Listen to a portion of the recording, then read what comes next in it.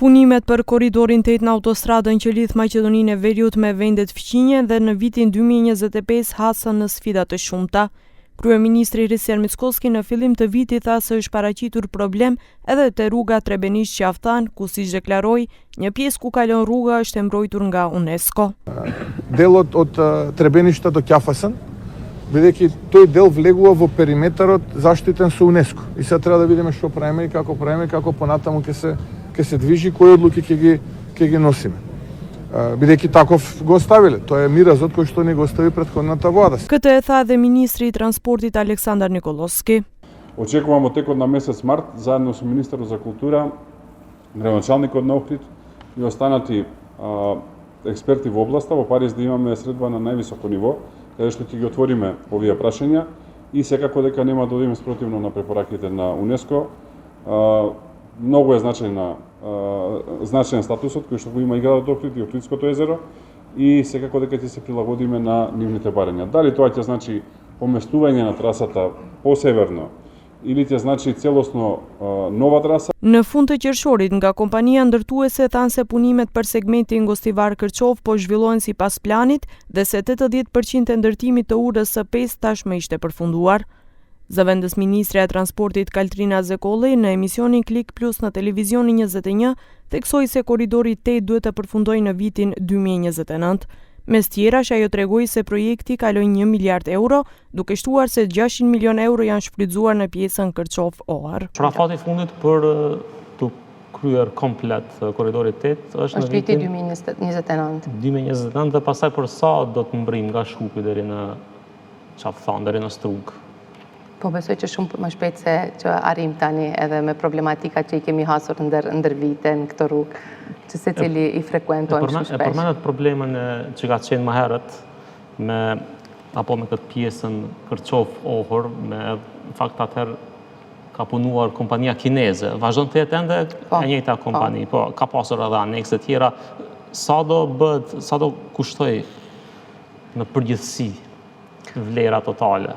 Projekti kalon 1 miliard euro I tëri projekti, tani për momentin dikun janë të shfrytëzuara në pjesën Kërçov-Ohër dikun rreth 600 milion euro. Pas 11 vitesh që nga fillimi I ndërtimit të autostradës Kërçov-Ohër, deri më tani funksionale janë vetëm 20 kilometra, segment ky I lëshuar në përdorim 4 muaj më parë nga Vërbjani deri në Botun.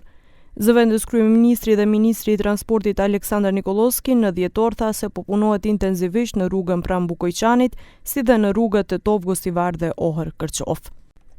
Ndryshe, autostrada filloi të ndërtohet në vitin 2014 gjatë kohës së VMRO-DPMN-s kur Nikola Gruevski ishte kryeministër dhe ende nuk është përfunduar. Qeveria e atëhershme e VMRO-DPMN-s premtoi se autostrada e re do të jetë gati për 4 vjet. Megjithatë, me ardhjen në pushtet të LSDM-s në vitin 2017, dolën shumë probleme të pazgjidhura në trase. Projekti fillestar pësoi ndryshime për shkak të një mospërputhjeje midis rrugës së projektuar dhe asaj të ndërtuar, aktivitetet e ndërtimit u ndaluan dhe çmimi për këtë u paguan nga qytetarët dhe një marrëveshje e re aneks u nënshkrua me kompaninë kineze për 185 milion euro shtesë. Sa I përket rrugës Shkup-Blac, njëjtë si qeveria e kaluar dhe kjo aktualja ka mesi janarit filloi të jap dhe të shkelafate. Kjo për shkak se që në fillim të vjeshtës 2024, zyrtar të qeverisë nga radhët e Vlenit, kompetent për projektet infrastrukturore u patën zotuar se 2 kilometrat e para të Shkup-Blac do të jenë gati në nëntor 2024. Kemi një sinjal të mirë të 2 kilometrë që I parë, punimet po zhvillohen, do të përfundohen në afat prej 2 muajve dhe do të lëshohet në qarkulle. 2 muaj nga tani? Nga tani, po. Do me thënë shtator në fund të tetorit? 2 muaj, po. Mendojmë që brenda muajit të ardhshëm të përfundoj punimit komplet. Do me thënë në nëntor? Në nëntor. E pyetur sepse nuk u përurua, zëvendës ministrja Zekolli Shaqiri tha se autostrada është gati, por duhet të përfundojë edhe procedura për shpronësimin e tokës. Në fund të janarit, Zekolli tha se ky segment prej 2 kilometra që nga fillimi ka kushtuar hiç më pak se 24 milion euro. Ajo tha se për segmentin e dytë do të hapet tenderi nga mesi I 2025-s me të gjitha procedurat që në verë të nisin punimet. Në Korrik, zëvendës kryeministri i parë Izet Megjiti për televizionin 21 tha se është çështje orësh kur do të hapet tenderimi për pjesën e dytë të rrugës Shkup-Blac, duke kritikuar qeverisjen e kaluar, pjesës së cilës ishte BDI, se me vite folën për këtë projekt, por e lanë me vetëm 2 kilometra. Nga ana tjetër, në atë kohë kryetari i BDI-s Bujar Osmani, i pyetur për këtë projekt, tha se nga partitë e qeverisjes aktuale, gjithnjë ka pasur sabotime politike.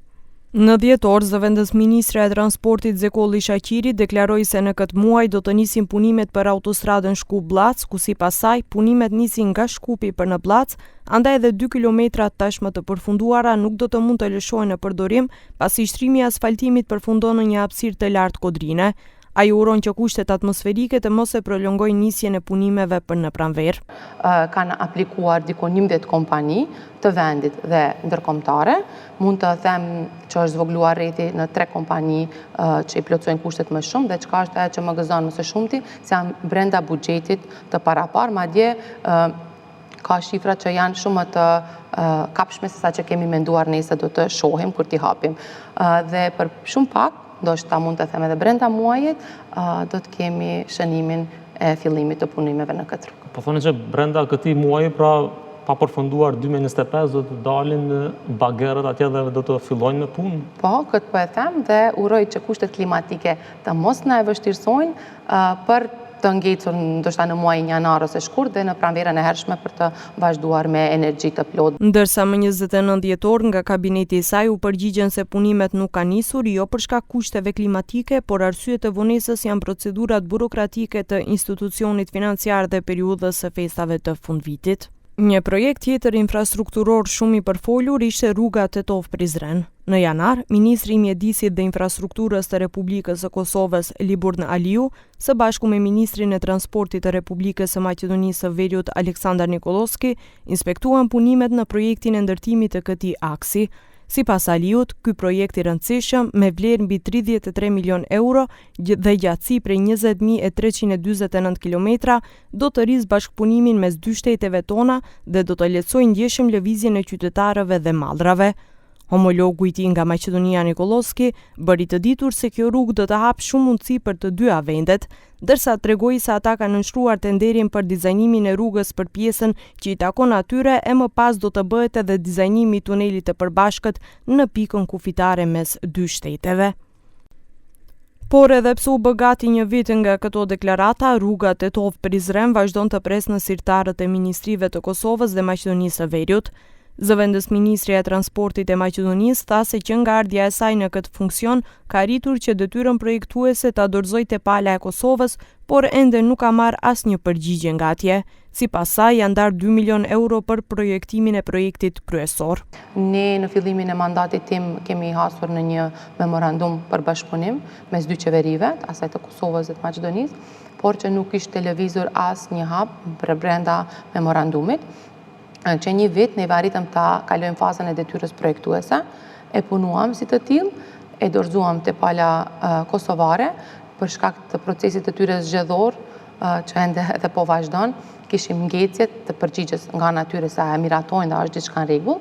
Çka është e mira e kësaj është që 2 milion euro janë të ndara në buxhetin e rrugëve shtetërore për fillimin ose hapjen e tenderit për projektin kryesor. Nga ana tjetër, kryetari i komunës së Tetovës Bilal Kasami tha se komuna ka hapur një tender për projektimin e një qarkoreje mbi fshatin Shipkovic, e cila do të shërbejë si rrugë që kalon mbi fshatin dhe do të lidh zonën me fshatrat e malësisë së Tetovës deri te tuneli Tetov-Prizren. Besoj se me përmbyljen e të procedurave administrative dhe përzgjedhjen e operatorit, diku në pranverë do të nisin punimet në terren për depërtimin e këtij bypassi. Rruga Tetov-Prizren premtohet prej vitesh, edhe pse qeveritë nga të dy anët kanë deklaruar vazhdimisht se janë duke projektuar ose duke përgatitur projekte, deri më tani asnjë punë konkrete nuk është parë në terren.